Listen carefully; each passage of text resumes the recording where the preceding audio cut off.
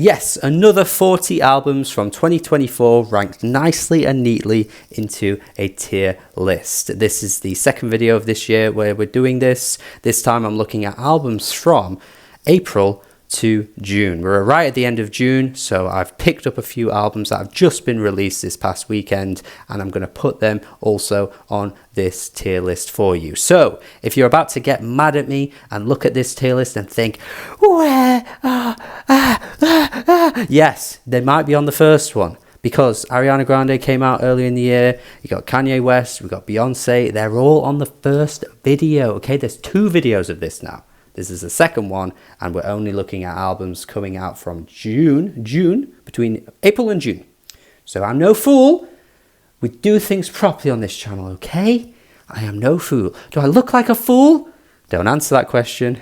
Don't answer that question. But click the link in the description if you'd like to create your own tier list, because you can, and you can send it to me on social media. You can do whatever you want with it. Send it to your friends and decide how everything ranks. And also, click the link to make the first one too. You can make another video, another tier list from the first video. I've got as many albums as I could that are worth discussing. I'm sure you might be thinking, where's this album, where's that album, blah, blah, blah, blah, blah. You can add them if you'd like, but these are the ones that I wanted to discuss personally because I had things to say about them.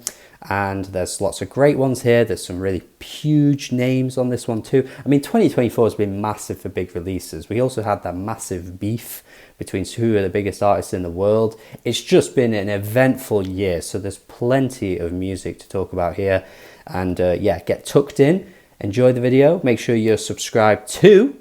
If you like it, like the video as well, maybe consider checking out my Patreon, feeling that generous as well. And of course, at least check the tier list out and make it, and yeah, tell me how wrong I am in the comments as well. I know you love to do that. Let's get on with it then, starting very low-key with Arooj Aftab. Not really a recognizable name, but trust me when I say she's very good. I saw her live. She's outrageously good live. The vocals were impeccable. One of the best vocal performances I have seen in a live setting for sure. The gig itself was really good. It was really intimate. It was lovely. The crowd were really like invested in what she was doing. Everyone was just so like soaked into her voice and the instrumentation. It was lovely. Oh my goodness, it was lovely. It was a tiny room as well. Such a lovely gig. So I have high hopes for what she does. I thought her 2 previous albums have been excellent. This album was nice. If this is your entry point into what she's doing, then I can see why you might love it. But if this is the only one you've heard, then I implore you to check out her others, because you'll see why I put this in decent. It's definitely not as good as her other ones, but it's certainly worthwhile. Beth Gibbons, another one where I'm like, okay, I do want to like this more. Because again, I like Beth, Portishead. Come on, man, legends. Legends of the game. Legends of the game. And Beth really came through with some really experimental and odd and quirky ideas here.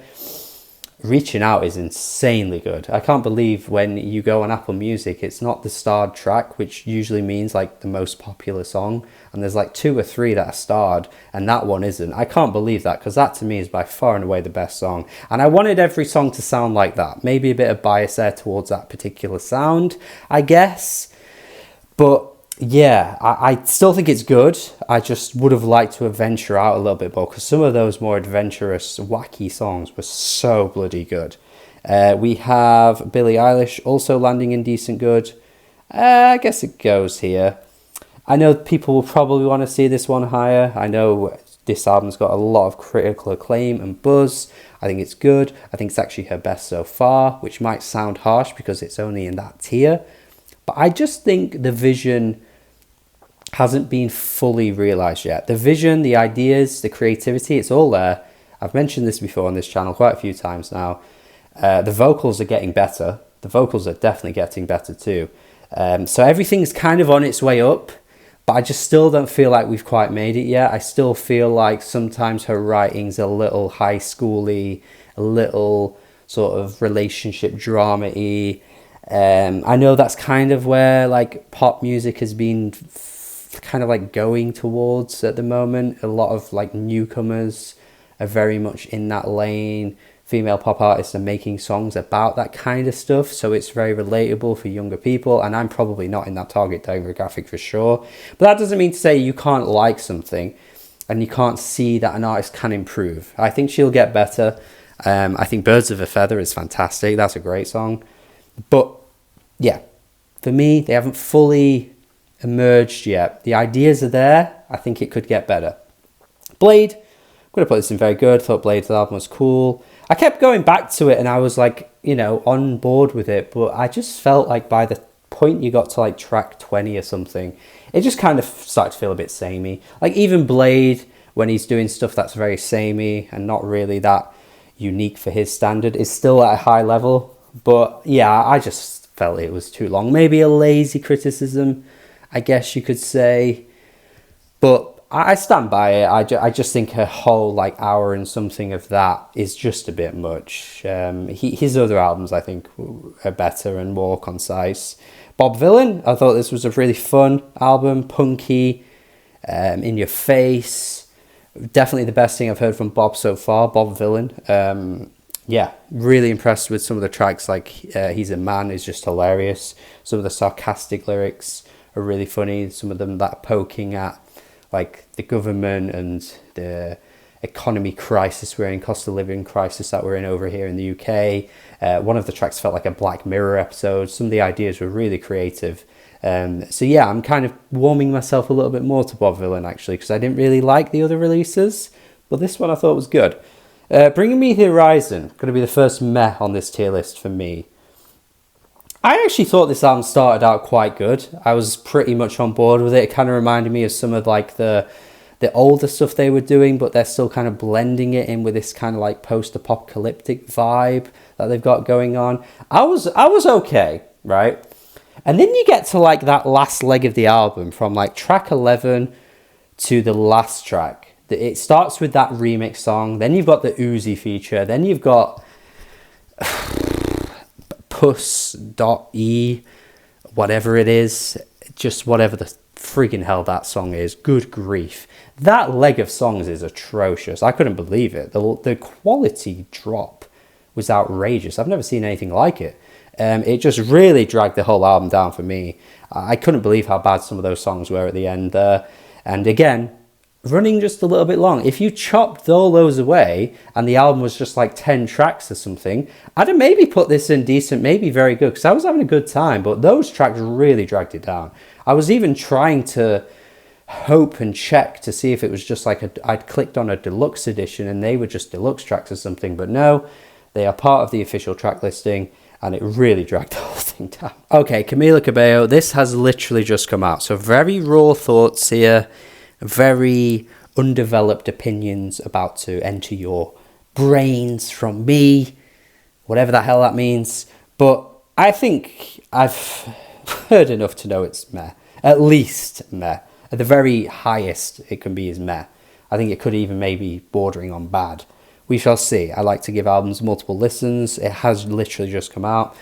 And her whole aesthetic shift into trying to be like a hyper pop artist. It is very funny that she's landed right next to Charli XCX on this tier list maker, because oh my god, the clear attempts to want to be that kind of artist are just so blatant. Like, are so blatant. Not necessarily in the sound of the music, I will stress. I don't think the entire album is trying to be Charli, but I just think her whole image, the way her like photography was stylized, and some of just the branding prior to the album just felt very much like she'd been taking notes, copying Charli XCX's homework, and she's trying to gain that audience and bait them into thinking that she's got this like huge stylistic vibe to her and she's really artistic, and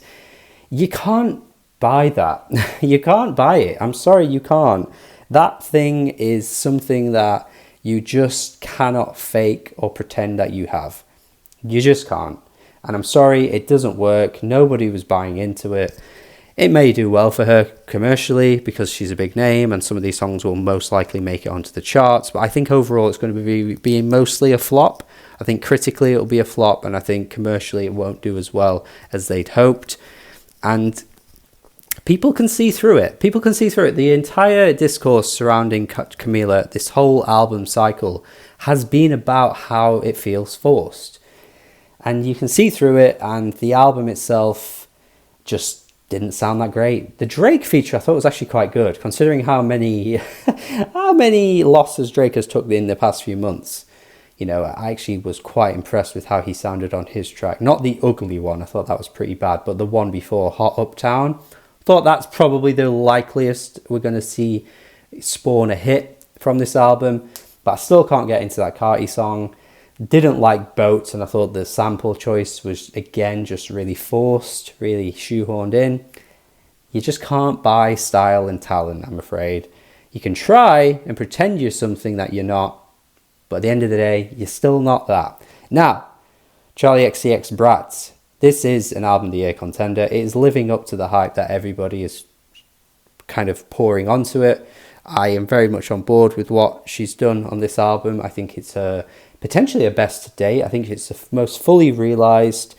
She's kind of just been given the given the artistic vision to just like do what she wants. There's not really been as much like. It doesn't feel like there's been much record label input really here. It's just felt so much like Charli did the album she wanted to do this time around. And good God, when she's given that opportunity, she's so good at it.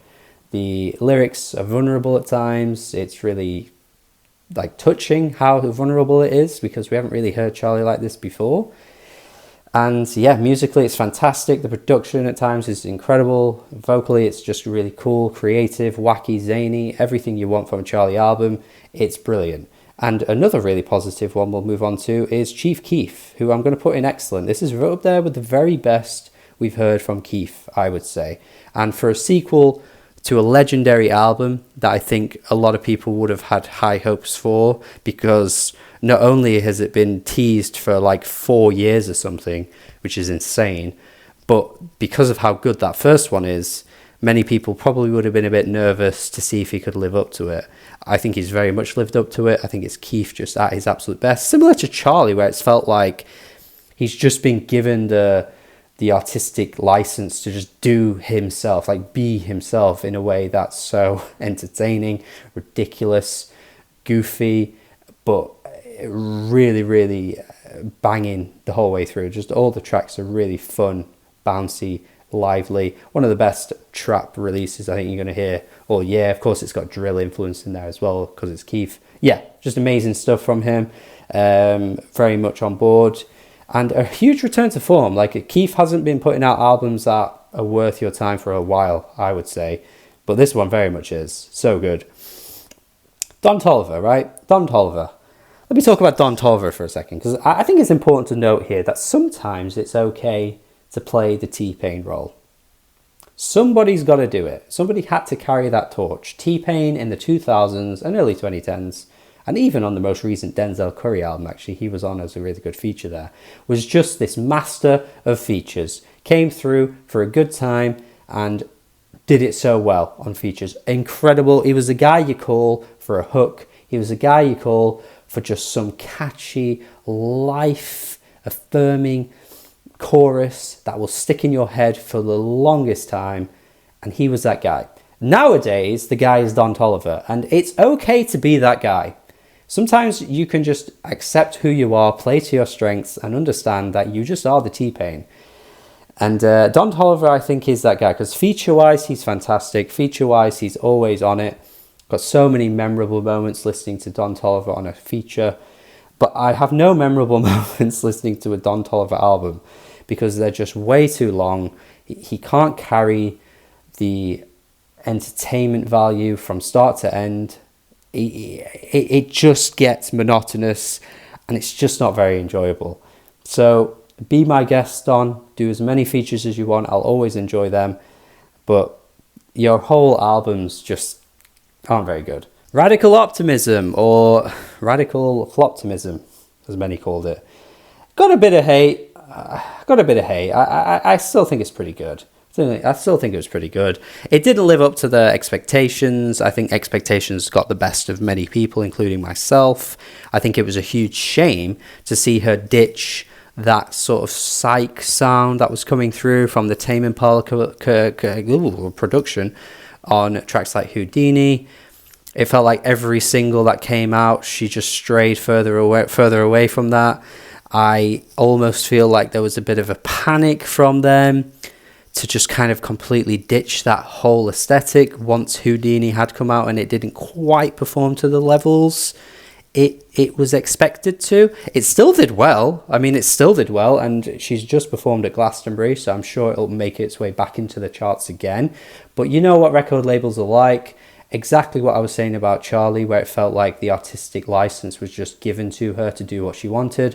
This Dua Lipa album felt like there was a restraint there, and it felt like there was a bit of control there to take away some of that kind of creativity and just drop these kind of summery, vibey tunes, which sounded okay. They sounded all right. These Walls, I thought, was an enjoyable track. The singles are still all really good. The final closing track I really liked as well. Like, if you just take all of the expectations away, I think it's a fine album. It just didn't quite live up to what I'd hoped.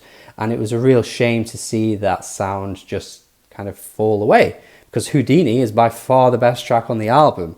So, I don't know, maybe a bit of a conspiracy theory coming from me there with the record label and stuff. But I think there's something there with what I'm saying, because that single came out in November. The album didn't get announced for absolutely ages. Then the album cover came out and it just didn't really match the aesthetic. Everything just kind of felt a bit all over the place, and there wasn't really consistent rhythm to it all.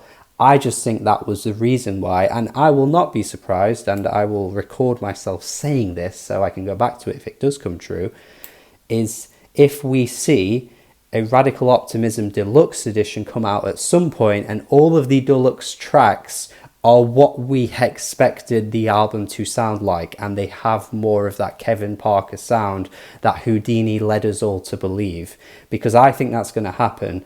And yeah, that will be the moment when we go, that's what we wanted to hear, Dua Lipa. God.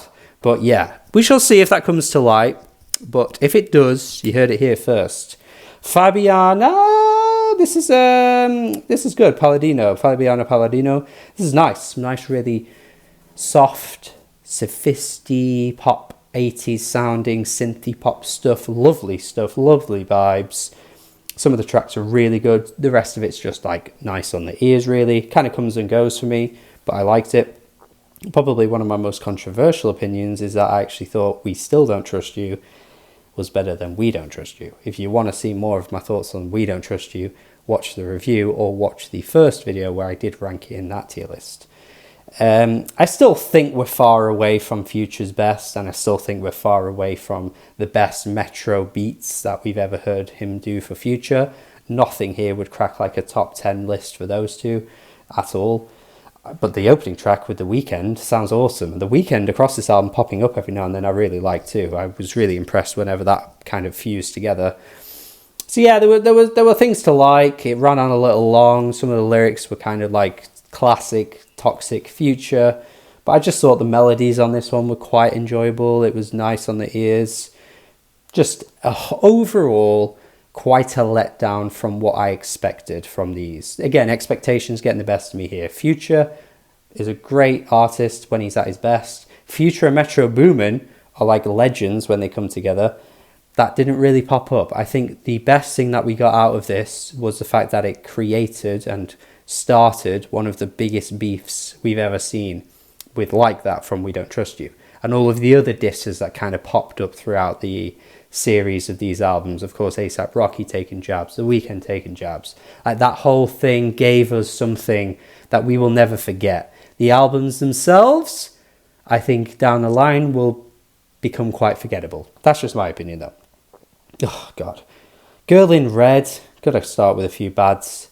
I just can't get with this, man. It's kind of annoying, irritating. The lyrics I just can't really get with. The vocals, the delivery, it all just seems a bit bratty and quite annoying. Not really with it. And then Gracie Abrams is also in the bad tier. I have just reviewed this album in full, so you probably would rather watch that if you want to see more deeper, in-depth thoughts of my opinions. because I do go into quite a bit of detail in the review. But yeah, I don't know what Gracie Abrams is bringing to the table. How many Gracie Abrams are there out there now? Clairo might have done more damage to the industry than people want to admit, because everybody friggin' wants to be Clairo now. This soft, indie, ooh, I whisper with my vocals trend that we've got going on is started to bleed into the mainstream. I know Lorde was kind of probably the trailblazer, but Lorde did it in a way that worked. Everybody now trying to do that years down the line and not really having very interesting writing. Some of these tracks are written so terribly, like you just would think a 14-year-old was writing in her diary or something. Just really not good, not really with it. Again, don't really know what she's bringing to the table other than the fact that she has the Taylor Swift cosign. Yeah, sure. If this is the future of pop and singer-songwriters in the mainstream, it's looking bleak. It's looking bleak. Hannah Francis is not looking bleak, though. Love this thing. Really cool, folky album. Really like urgent instrumentals at times. Some incredible vocals. Really cool writing that feels very descriptive and detailed. Such a good album. Hannah Francis, Keeper of the Shepherd. This is one to watch for the year. It did get a few hyped up reviews, but I still feel like it's getting a little underrated, going under the radar a little bit, but it should be on everybody's list because it's fantastic. What an unexpected turn of events with this Iglooghost album. Just completely shifted his sound and brought out some really interesting beats, kind of like drill inspired at times. So cool, such a cool album. I thought it felt slightly short because I wasn't always fully on board with some of the vocals and stuff, but still, what an album. Like, what a change in sound this was. Really cool to see. J. Cole, kind of bordering on bad really, but I'll stick it in meh. Some of those lyrics are just not great at all. Some really terrible lines, like that transphobic line that pops up as well, just like really in bad taste. But even like aside from that, he's just boring on this album. He's just boring. Like there's just no excitement. There's no life injected into his delivery, his verses. The beats sound like they're stuck in 1994. I just don't get how he is involved in these big three conversations. And I've been saying this for a long time. I'm not just saying it because of the beef that came through. Because, by the way, he deleted a track from this album because he just couldn't cope with the backlash that it got. And I admired him to kind of come out and admit that, even though he did get clowned and people really took the mick out of him for it. But I did admire that he was willing to just go, look, you know what? My heart was not in this. This was a really bad track. It needs to go. Because everybody who had some sense said it when the album came out. They knew that this was a terrible diss track. And only J. Cole stans that were just trying their hardest to bend over backwards and defend it were the ones that were, you know, trying to tell us that it was good. But anybody who paid attention could tell his heart wasn't in it. But even beyond that, the album, like, it's just him trying to tell you over and over again that he's one of the best rappers in the world. And that whole voice note skit as well that comes through, where it's like, I know you haven't got much time for me. You're on your best rapper in the world thing right now. And it was just so cringe. Like, he's so desperately trying to convince you he's the best. But it should speak for itself. If you're the best, you don't have to tell everybody you're the best. But it works. And because people are convinced that he's one of the GOATs. And it's like, maybe just need time to vindicate us. Maybe in 10 years, conversations will be different and vindication will set us free. Because anybody that knows, pays attention, knows that a GOAT rapper doesn't drop this. No. No. Joey, Valence and Brae, give me some respect. I've reviewed Punk Tactics last year. I put it on my year-end list. Barely anybody spoke about it. This album's out. Everybody's talking about Joey, Valence and Brae. I'm sorry, man. I just want to put that out there. It was like a bit confusing to see where all the hype suddenly came from. Maybe the fact that Fantano dropped a review on his channel, and that's like obviously a huge cosign, and that tends to, you know, give conversations huge injections, and everybody's suddenly talking about that album. I get it. I'm not that big of a channel, but I'm just saying, man, Punk Tactics was better than this. This was all right. But Punk Tactics was better, and they're becoming a bit of a one-trick pony. I think by the time they drop a third album, if it's still the same shtick of them kind of dropping these like Beastie Boys-esque songs, it might get a little boring, because I wasn't as impressed with this one. So I'm a bit like, oh, okay, because the first one is just hard. There's no time to breathe, no time to waste. It's just hard, fun, energetic, pacey from start to end, really fun. This one kind of felt like it wasn't quite as high octane energy, so I wasn't as on board with it, but it was still fun. It's still fun. I like what they're doing, you know, it's a very obvious shtick, but for now, I'm on board with it. Like I say, one more album of this, we might be looking like Met here, because I don't know how many more they can do that sound like this, but we shall see. Oh, Justice. Big fan of what they were doing on this one. Feel like it didn't get enough hype. I mean, I didn't review it on my channel, so maybe I've contributed that to a little bit. But man, Justice. Really cool stuff here. Just them bringing back what made their sound so good, while also just modernizing it. Their Tame Impala like features were so good, super catchy, super enjoyable. It made so sense, those worlds colliding. Yeah, I'm on board with it. I just don't think it quite reaches like the excellent tier, because it's not the debut, it's not Cross. You know, that's fair, right? Not really huge amounts to say about Kelly Moran here, but this Kelly Moran album I thought was very good. I might even put it there, actually. It was, yeah, it was really lovely piano-based music, just so tranquil and peaceful, really locks you in. Just kind of gets the job done, didn't really go beyond that tier for me personally, but I really liked what it was. And similar to Knocked Loose, thought what Knocked Loose were doing was pretty good. Just like really hard as nails metalcore music that I accidentally had the volume really loud for when I clicked play and I shit myself. Did not mean to do that. Would not advise you to do that. But yeah, the opening, it just gets straight into it. And I was like, oh, but yeah, really good stuff from them. Just kind of felt, well, it's good stuff. I think it didn't quite live up to anything more than that for me, because it just felt a bit samey by the end. Like, it is short, straight to the point, and I know this music, you know what you're getting with it. But yeah, you know, there you go. I'm talking about something heavy on this channel. Can you believe it? All you people in the comments that think I don't like rock or metal, well, you're wrong. Because what's this? It's on the tier list. Did I put it in awful? No. If I did, that maybe would vindicate you, but you're wrong. I do like this type of music. So there. Lemon Twigs, again, classic rock stuff. Can you believe it? Ryan's talking about classic rock stuff. And again, this was actually alright. Maybe a bit lower down on this tier list, but I have a bit of a thing with Lemon Twigs, and I don't actually like them that much. But this album, I thought was pretty good. Thought, you know, this is the thing. Sometimes pastiches and obvious influences like Joey Valence and Brae, I think, can go either way. And for me, Lemon Twigs have always been on the lower end, never really been fully on board with what they do. Just feel like I'm listening to something that I could get, you know, from the 60s. I could just stick on some Todd Rundgren if I want. Like, I'd get the same feeling, the vibe. Stick on some Beach Boys, that kind of stuff. Never really lives up. But this album I thought was pretty good. I was actually impressed with what they did here. Felt a little less of a pastiche and felt a little bit more of an identity attached to it. I liked it. Lil Yachty and James Blake, another very new album.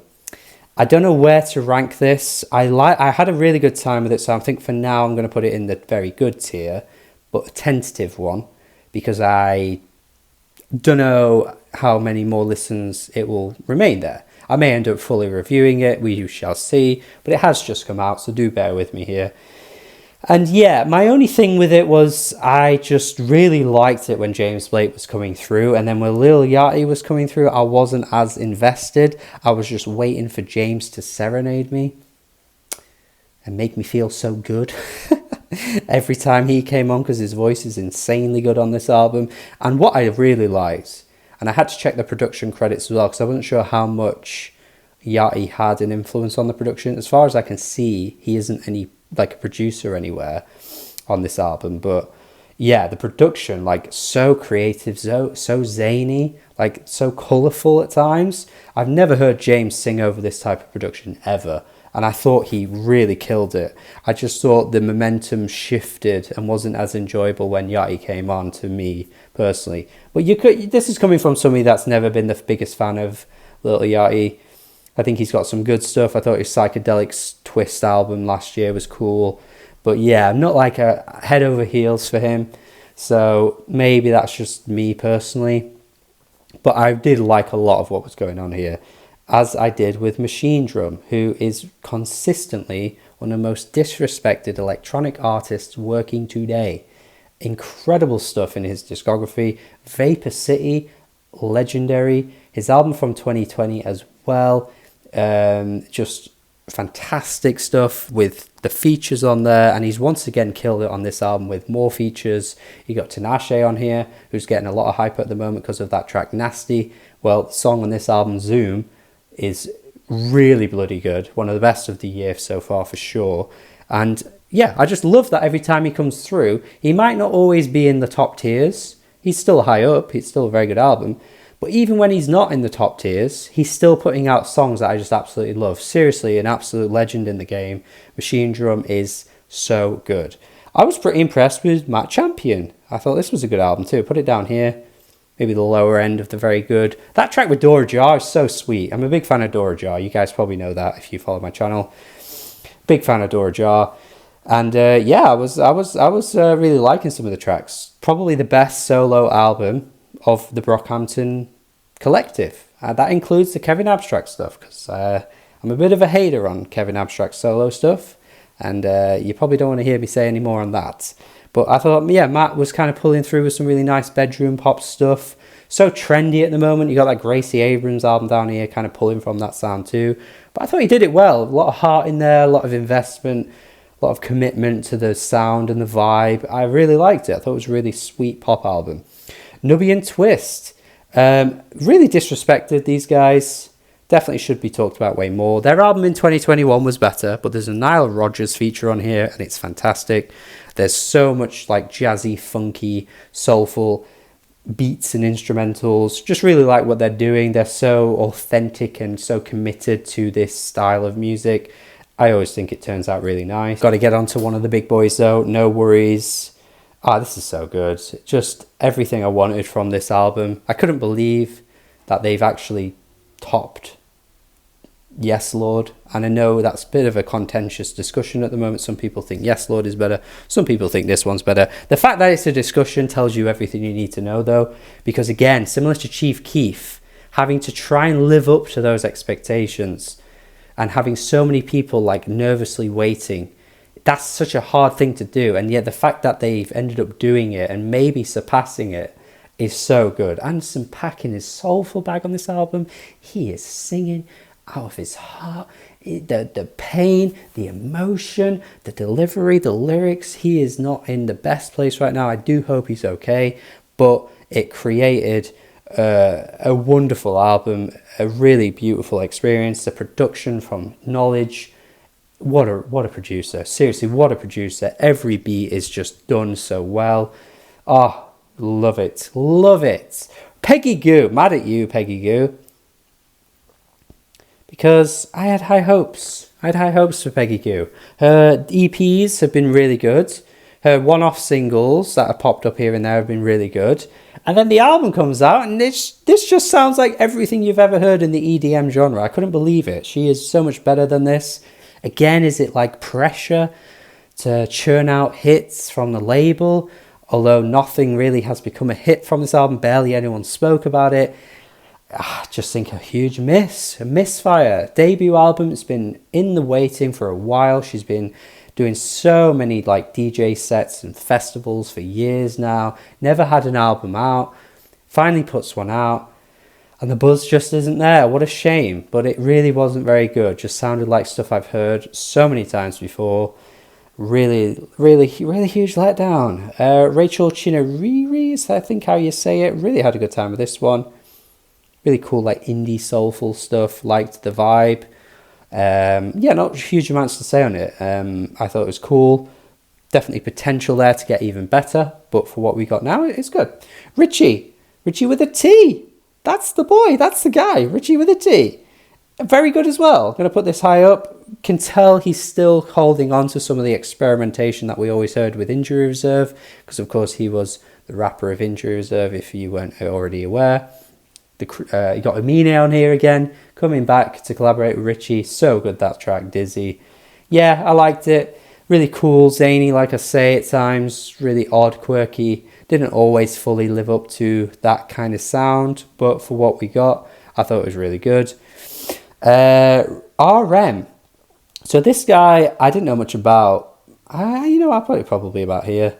He's the BTS guy, but he's the hip-hop guy of that collective. I don't know if BTS are on a break or something, but yeah, turns out this guy just went solo, dropped an album, and you know what? It was actually alright. I was pretty impressed. Some of the beats were really cool, some of the features were cool, some of the flows and like soulful edge that the album had, I really was impressed with. It's not something that I was absolutely head over heels for, but I've never really liked anything BTS have ever put out. Even some of the catchy pop singles I always thought were a little too sweet for me. You know, like Butter and Dynamite. They're catchy, sure, but God, they're so in your face and sweet, and like they're dangling like honey over your face, and you're like forcing you to stick your tongue out and lick it with those tracks. Just can't really get on board with those. But this guy clearly has a bit more about him than the rest of what BTS had to offer, I would say. Doesn't sound anything like that. So if you are put off by the fact that he's linked to BTS, I do implore you, there's more there than meets the eye. Yeah, I thought it was pretty good. Sir, this has gone a bit underrated. I'm going to put this high up, actually. Really cool stuff here, like some nice neo-soul and R&B. Some really catchy pop stuff popping through as well. The vocals are really good. Just nobody's talking about it though. Yeah, I was impressed with this Sir album. I mentioned it in an underrated albums video too, earlier in the year, if you want to go watch that one. But yeah, this was definitely an album that I thought would get a bit more buzz. I think it actually might have come out in March, so it's technically cheating putting it here, but I got to it a bit late because I hadn't heard anyone talk about it. And then of course people started talking about it. I listened to it and I was like, why aren't people talking about this? So yeah, I've cheated by putting it in this tier list, but it was worth including. Okay, we're at the last leg of albums now. Let's see if we can blast through these ones. Although actually saying that, I've got a lot to say about each of them. St. Vincent, yes, don't be put off by the Sophie tribute, which is really, really, not so good. The rest of the album though is fantastic, and even that track I think musically sounds quite good despite the fact that the lyrics aren't so good in places. Yeah, really good stuff, just like harrowing and artsy at times, really cool vibe to it. The singles had me really excited, and then I was like, okay, let's hope the album lives up, and it really does. This is up there with her best. I liked some songs off of Daddy's Home and Mass Seduction, but I do think this is a return to form from her, because I don't think album-wise those albums were particularly that great. There were good songs on them, but this one just feels way more like, you know, committed to the album format, and every track is really interesting. Sounds cool. Yeah, very impressed with St. Vincent on this one. Torture Poets Department, look, it's just bad. It's just bad. I tried so hard to want to like it. I did.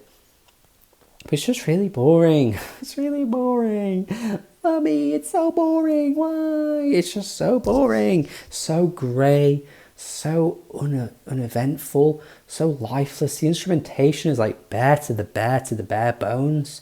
It sounds like demos at times. Like you need to add a bit more to the oomph.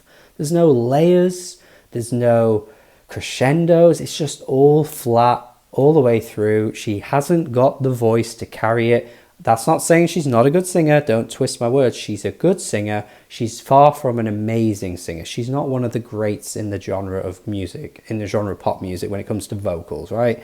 She's not up there with the very best vocalists of all time. She's a good singer. She can't carry this album with this, again, kind of whispery vocal tone the whole way through. And then you go to the writing and read the lyrics, And it just gets even worse. Just really like diary entry style writing where she's just oversharing everything.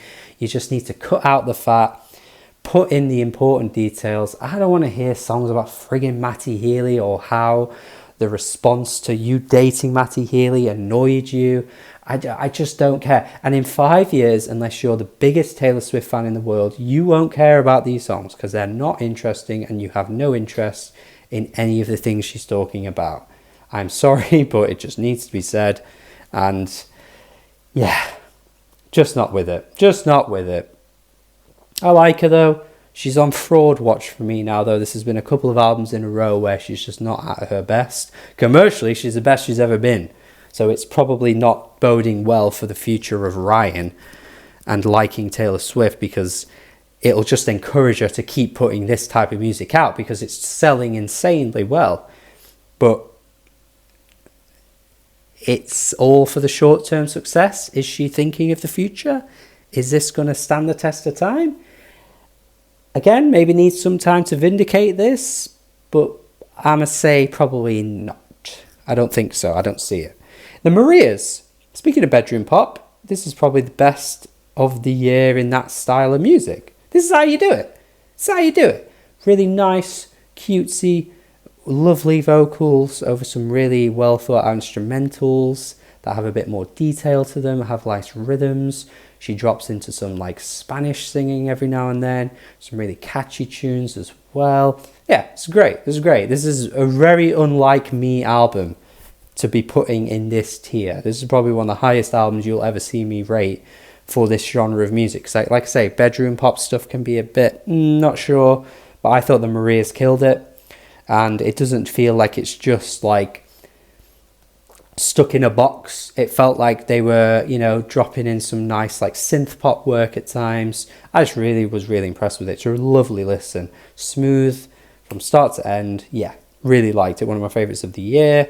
I'll put her 21 Pilots at the bottom. I think that's probably the worst album on this list so far. I'm a bit of a 21 Pilots hater, actually. I've noticed recently that when I think of their biggest songs, I barely like any of them. And then when I sit through their albums, I don't like those either. So yeah, there's just very little to enjoy from 21 Pilots for me.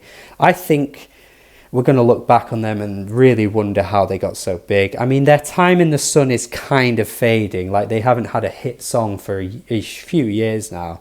You know, some of those massive songs in the 2010s, like Stressed Out, Heathens, like they've not touched the heights of those for a long time now. They've still got a dedicated fan base that will, you know, go to their shows and pay for their music and that kind of thing. But yeah, their time in the sun has faded and the music quality isn't getting any better. I just think some of the instrumentals don't really work for me. I think you can get better stuff elsewhere. Like they kind of like push this drum and bass thing every now and then and it just doesn't work. And yet you've got Machinedrum right there. They're friggin', can you see it on the tier list right there? That gets no hype and yet he's like actually really good at doing it. Yeah, I don't get it. 21 Pilots don't work for me. Even Trench I wasn't too keen on either, but that's probably up there, one of their better albums. But lyrically, just can't get with the lyrics, can't get with the singing. At times it like sounds really awkward and goofy to me. Yeah, I'm not with it. Oh no, I forgot I had to talk about this. I don't want to do it. Vampire Weekend, look, it's the best out of the meh. It's the closest to decent that you're going to get, but I just still don't get it with these guys. The acclaim they get is really high. And they seem like the type of band that wouldn't get that kind of acclaim. I've never really got it. They've got some really good songs, but yeah, I don't know. Just this album didn't really work for me. I couldn't really pinpoint what it was either. I just think it's the style issue and the vocal issue that just doesn't connect with me. Sometimes the instrumentals really do blossom and go into some really cool directions. Kind of reminds me of like something maybe you'd get like from a Paul Simon vibe album. That kind of sound sometimes. Very sunshiny, very lively. But it just doesn't connect. I don't know what it is. I just can't connect to it, man. I've just never found this band interesting enough or exciting enough to really get on board with. And some of you in the comments think I like love indie pop music, but I don't think I do with these guys. No. Right, another album of the year contender. I probably should have ended on this one, actually, because it's worth talking about. But Vince Staples, man. Oh, so good. Love what Vince is doing right now. Just so deep and direct and like blunt and doesn't hold back and just talks about his surroundings in such a way that is like really depressing and gloomy and grim. Again, similar to what I said I think about Anderson .Paak, like I do hope he's okay, because some of the writing is really depressing at times and sad to hear. But he's so honest, he's so open, and instrumentally you've got that West Coast bounce on some of these tracks, which sounds great. Little Homies, you've got Etouffee, however you say that one, Black and Blue. Yeah, so good. Vince is at his peak right now. He's the peak of his powers. He's putting out some of his best ever work, and I'm just loving it. I'm just here for it, man. It's up there, one of the best that's come out this year. Finally, Willow. Not really thought too much about this one since it came out. Like, I liked it when I heard it, but haven't really gone back to any of the tracks. You know, there's something there with Willow. I thought initially when she kind of started to get out of that teenage years and started to do some different stuff, I wasn't really on board with it, but I'm kind of cool with this album. Yeah, you know, I can see there's something there. Some of the instrumentals are really like organic and earthly. There's a really great tone to her voice at times as well, which I do like. Yeah, I think there's something there. I'm just not fully invested in her at the moment. Woo, we made it. We made it to the end. That is it from me. 40 albums from the period of April to June, all ranked in a nice, neat tier list. Lots of very good stuff, lots of decent stuff, some meh, some bad, some great, some excellent. You know how it is. It always lands like this. Let me know how you're feeling about these releases. Is there anything you would add or anything you'd say that you agree with, disagree with? What's your favourite album of the year so far? And of course, make your own in the comments. Send it to me wherever you want, on Twitter, Instagram, wherever you follow me. And make sure you're subscribed as well. Check out my Patreon if you're feeling very generous. And we'll be doing one of these again in the next few months. So we'll have a July, August and September one ready in the making at the end of September, and we'll do it again. Make sure you watch the first one I did as well if you want to see my thoughts on some of the early releases from January to March at the start of the year. Subscribe. Have a good day. Goodbye.